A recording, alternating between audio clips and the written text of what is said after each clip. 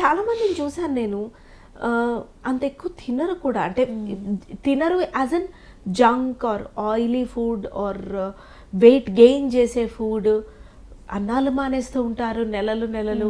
Keto diet అనేసి, intermediate fasting అనేసి చాలా రకాలుగా చేస్తారు. ఎస్, మదర్స్ని నేను చూశాను. అయినా కూడా ఒక 5'2", 5'3" హైట్కి ఒక 75-80 kgs ఉంటారు. ఇబ్బందిగానే ఉంటుంది, రిజెక్షన్ ఫేస్ చేయాల్సి ఉంటుంది, నీరసంగా ఉంటుంది, బాడీని మోయలేక వాకింగ్ చేయడానికి చేతనవదు. ఏమీ తినకపోయినా ఎందుకు వస్తుందంటారు అంతంత వెయిట్? అదే చెప్తున్నా కదండి, మనకి ప్రెగ్నెన్సీ టైంలో వెయిట్ గెయిన్ అయింది చాలా మటుకు తగ్గేది కొంచెం కష్టం అనమాట. సో మనం అప్పుడే అంటే ఇమ్మీడియట్గా after delivery or during feeding time weight loss అనేది కొంచెం డ్రాస్టిక్గా ఉంటుంది. సో ఆ టైంలో మనం రెగ్యులర్గా ఎక్సర్సైజ్, ఫిజికల్ ఎక్సర్సైజ్ కానీ స్టార్ట్ చేయగలిగాము అంటే వెయిట్ లాస్ అనేది కొంచెం సులభంగా ఉంటుంది. ఇంకా యూజువల్గా ఫిమేల్స్కి అనేది basal metabolic rate compared to males అనేది ఖచ్చితంగా తక్కువగా ఉంటుంది.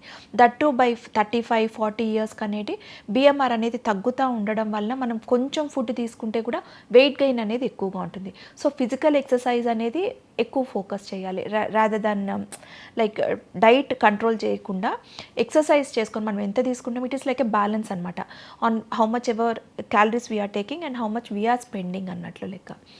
సో ప్రాపర్ డైట్ తీసుకునేది కూడా మంచి ప్రాపర్ అడిక్వేట్ డైట్, అంటే ఇదే ఫ్రూట్స్ కానీ వెజిటబుల్స్ కానీ బాయిల్డ్ వెజిటబుల్స్ అట్లాంటివి తీసుకుంటే we can maintain. Yes ma'am, మీరు being a woman, being a doctor, being in such a demanding profession, మీరు మీ ఫిట్నెస్ ఎలా మెయింటైన్ చేస్తారు? అంటే రెగ్యులర్ ఎక్కువ జంక్ ఫుడ్ తీసుకోకుండా నార్మల్గా రెగ్యులర్ ఫిజికల్ ఎక్సర్సైజ్ అనేది minimum 30 to 45 minutes per day అయితే రెగ్యులర్గా ఎక్సర్సైజ్ అనేది చేస్తామండి మేము, ఇదర్ జిమ్ కానీ వాకింగ్ కానీ. దట్టు ఇంకోటి ఏం చెప్తానంటే ఒకే type of exercise we should not do, like either కంటిన్యూస్గా వాకింగ్ కానీ ఇదర్ కంటిన్యూస్గా జిమ్ కానీ. After 2 to 3 months we should change, so that even weight loss అనే దానికి కూడా it's better, it works well అనమాట.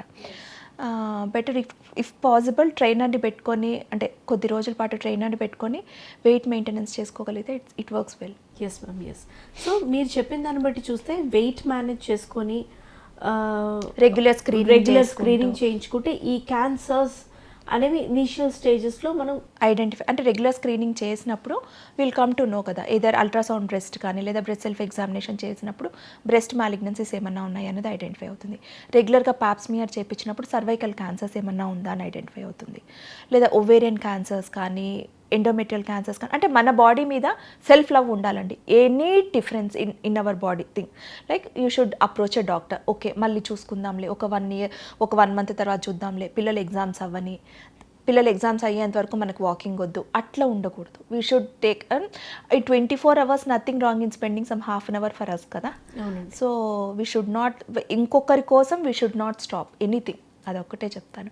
అదే హ్యాబిట్ మన పిల్లలకి కూడా నేర్పించాలి. Even they should understand, okay mummy it's her mother's time, it's her time అన్నట్లు even kids also should understand, even so that they will do their thing when they grow up కదా. Even my mother use to do, even I'm doing that. They should not feel pity for that, okay I'm leaving the kids. That self pity అనేది ఉండకూడదు, అయ్యో నేను పిల్లల్ని వదిలేసి వెళ్తున్నాను అట్లా ఉండకూడదు.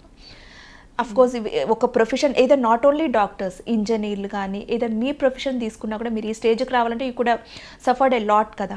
సో ఆ స్టేజ్కి వచ్చినప్పుడు we should not leave at any cost, we should do. And financial independence అనేది ఫిమేల్స్కి చాలా మటుకు ఇంపార్టెంట్. ఏదో 10 rupees కానీ 100 rupees కానీ 1000 rupees కానీ we should earn on our own. We should not like husband దగ్గర, we should not be dependent on for financial dependency అనమాట. So అందుకే ఆ అమ్మాయిలందరినీ కూడా, అమ్మాయిలే కాదు అమ్మాయిలందరినీ, అబ్బాయిలని కూడా చదివించాలి, అమ్మాయిల్ని ఖచ్చితంగా చదివించాలి. And they should like support, ఏదైనా ఫైనాన్షియల్లీ ఇండిపెండెంట్ అయిన తర్వాతనే మ్యారేజెస్. అదే కదా main cause of delayed marriage. అంటే ఎక్కువ ఫైనాన్షియల్ ఇండిపెండెన్స్ వచ్చేదానికంటే కూడా ఓకే జస్ట్ బేసిక్ డిగ్రీ వచ్చింది, they are going to join and they are in a position to earn a job అన్నట్లుంటే ఎర్లీ మ్యారేజ్ చేసుకున్నా ఇట్స్ నథింగ్ రాంగ్ ఇన్